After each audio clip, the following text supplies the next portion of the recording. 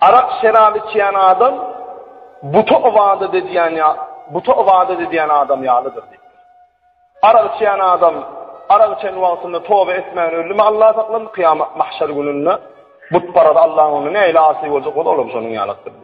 Şimdi şöyle bir kişiler tekayeti de düşündürüyor ne diyeceğim abi. Kıyıtkacık edip Arak diyen dağın dürüyüşü vardı.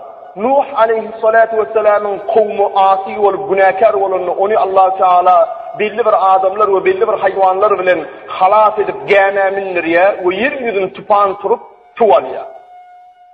Belli bir vakıttan sonra Rabbama olan duası kabul olup Nuh aleyhissalatu vesselam'a yerde yaşamaklık nesip ediyor ve su çekilip Nuh aleyhisselam'ın gâmeti Cudi dağının üstüne konuyor.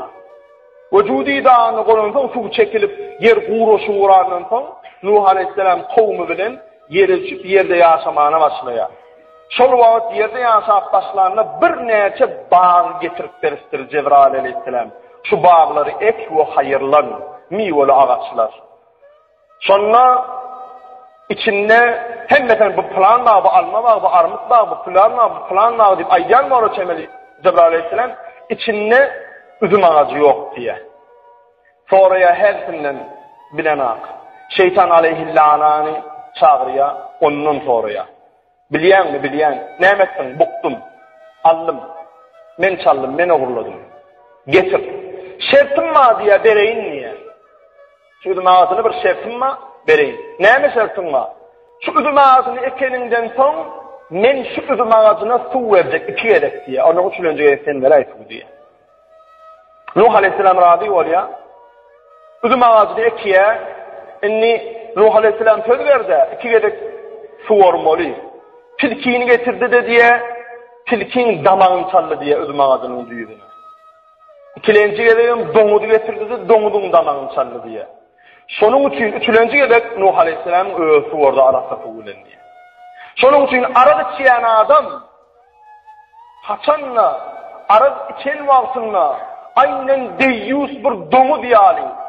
Dom içkili vaktında, alkaş vaktında öz ecesinin namusuna değmeni de, ayarlığının namusuna değmeni de, gıydının namusuna değmeni de, gellecesinin namusuna değmeni veya kişinin namusuna değmeni hiç satça bilmeye. Çünkü domuz sonun yağlık. Domuz öz istiyanvatını enetini de büküveriyor. Yakınlığı diye. Çağatını da yakınlığı diye. Doğanını da yakınlığı diye. Çünkü o deyyus. Arap sen adamda deyyus oluyor. Kovduğundu mu içti mi? Allah Teala'nın uyuyordu mu? O ecesi mi bilene?